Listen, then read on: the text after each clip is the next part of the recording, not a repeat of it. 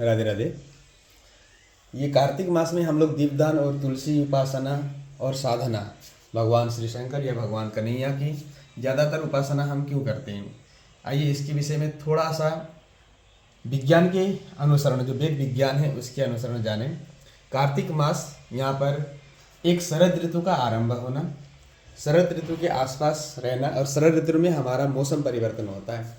और मौसम परिवर्तन में विशेष रूप से हमारा जो शरीर है वो ज़्यादा ही उत्साहित होता है। और ऐसे उत्साहित शरीर में हम अपने स्वरूप को क्यों ना जानें।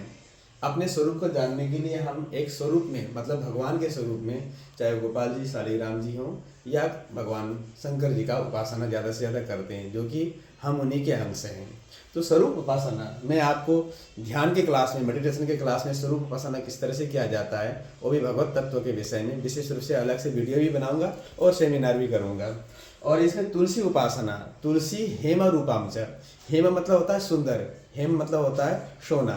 तो जिस दिन हम भगवान भगवती तुलसी महारानी की उपासना करते हैं, विशेष रूप से उनका ध्यान करते हैं, उनका सेवन करते हैं, उनको सींचते हैं, या उनके आसपास दूर दूर जोत बत्ती रखते हैं, जो कि उनकी धुआं या फिर उनका जो ताप है तुलसी महारानी तक न पहुँचे, इस तरह से तुलसी जी का सेवा करते हैं। उसमें हेमा रूपम जा, हमारा शरीर के साथ साथ जो आत्म तत्व है सोना जैसा चमकने लग जाएगा। जिस उद्देश्य के लिए हम यहाँ पर आए हैं वो उद्देश्य पूरा होने लग जाएगा। इसलिए कार्तिक मास में तुलसी जी की सेवन, तुलसी जी का उपासना करना बहुत ही फलदायक है। अब ये अगर वेद विज्ञान के हिसाब से देखेंगे तो बहुत सारे कारण हैं। छोटे से वीडियो क्लिप में हम ज़्यादा नहीं बता सकेंगे, पर इतना आप समझ लीजिए कि तुलसी उपासना हमारे लिए हेम, सोने की जैसा प्रतीक माना जाता है। हम अगले वीडियो में भी बनाएंगे ये चीज़ें। दूसरा दीपदान। दीप, आपको पता है कि हमारे अंदर जो ज्योतिष स्वरूप होता है, उस ज्योतिष स्वरूप में हमारा थर्ड आई स्पियर, दोनों आईब्रो के बीच में जो तीसरा नेत्र होता है, उसमें हमारा एक ज्योति प्रकट होता है। अब इस समय हमारा मौसम के हिसाब से, शरीर के हिसाब से, खान पान के हिसाब से सभी प्रकार के अनुकूल चल रहे हैं। प्रतिकूल इस समय न शरीर, न ज़्यादा बीमारी होते हैं, न हमारा मानसिक संतुलन बिगड़ा हुआ होता है, न हमारे किसी प्रकार से कोई प्रेशर होता है, मौसम और मास दोनों के हिसाब से। इसीलिए उस समय हमारा जो तीसरा नेत्र है भगवान को समर्पित करें, मतलब अपना ज्योत हम भगवान तत्व में देखते हैं या किसी अग्नि की लौ में देखते हैं, उस ज्योत को हम अपने स्वरूप में लेके आए। इससे हमारा बुद्धि की मेमोरी जो है विशेष रूप से बढ़ती रहती है।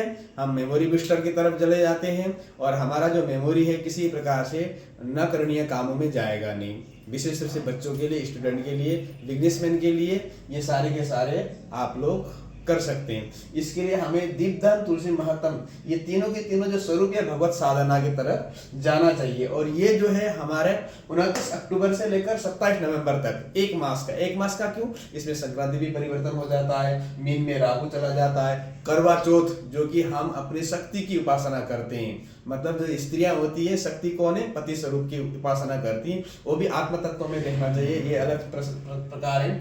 आहोई अष्टमी जो कि हम बच्चों के लिए करते हैं। इसी तरह से 3 और छोटी दिवाली, धनतेरस और बड़ी दीपावली, इन सब के विषय में हम अगली वीडियो में बताएंगे।